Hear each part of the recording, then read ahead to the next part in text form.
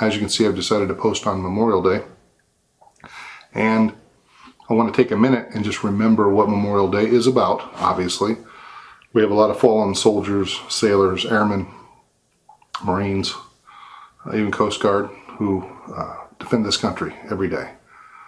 And, you know, you have the cliche sayings like freedom isn't free, and everything has a cost, and freedom is paid for in blood, and it's very true. I think it's important that we take a moment and reflect upon that. The other thing I want to say while we're talking about this is that today I had a barbecue or a cookout with my family.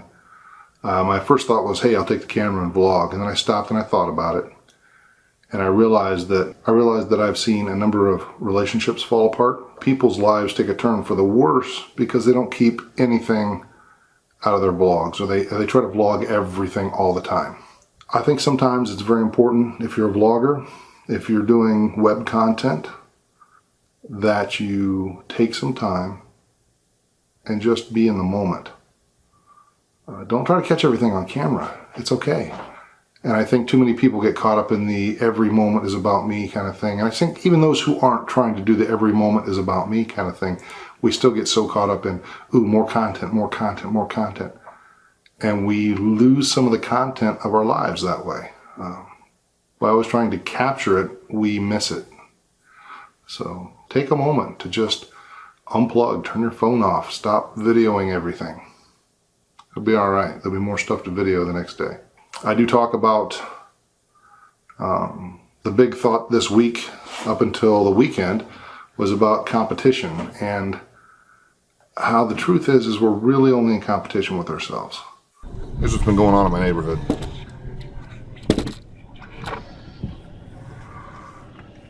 You saw some of it, but they're just tearing the roads right up. So it's going to be this way probably for a couple months.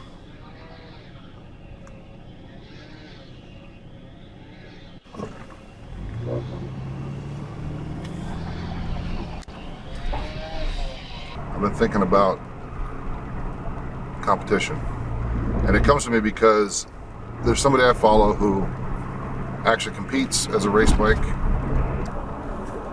She goes by Kim Nonstop. She's pretty cool. And she recently had a race that she didn't do well in, and she was very disappointed. And she said some things that made me think about competition. I used to fight competitively in jiu-jitsu and judo, and I was undefeated in competition. Now, I lost a lot of fights in practice. That's where you try things that you haven't done before. That's where you see what works, what doesn't. So a lot of non-official fights, I lost quite a few and learned quite a bit from those losses. I know that by the time I was competing in judo and jiu-jitsu, I'd learned something back when I was wrestling in high school. And what I'd learned is, when I worry about the competition, this is a hard way to put this, because of course if you know about the competition, if you know they have some special thing they can do that's their strong point in a fight anyway, you want to stay away from it. But other than that, if you start thinking about how many wins they have, what their skill level is, you will start to talk yourself down.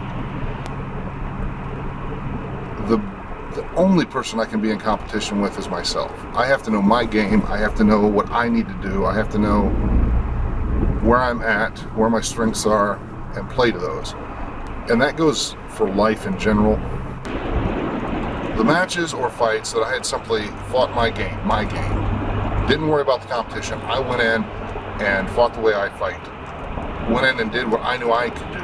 Played to my strengths, tried to avoid my weaknesses. Even when I lost, I came out with no regrets. I learned some things, didn't feel bad about it at all. And that applies through all of life. I don't care if it's making a short film. Making short films right now, I have to play to my strengths, and my strengths are not having a pile of money to buy all the cool gear and hire, actors and actresses that are A-list. My strengths are creativity and drive and passion.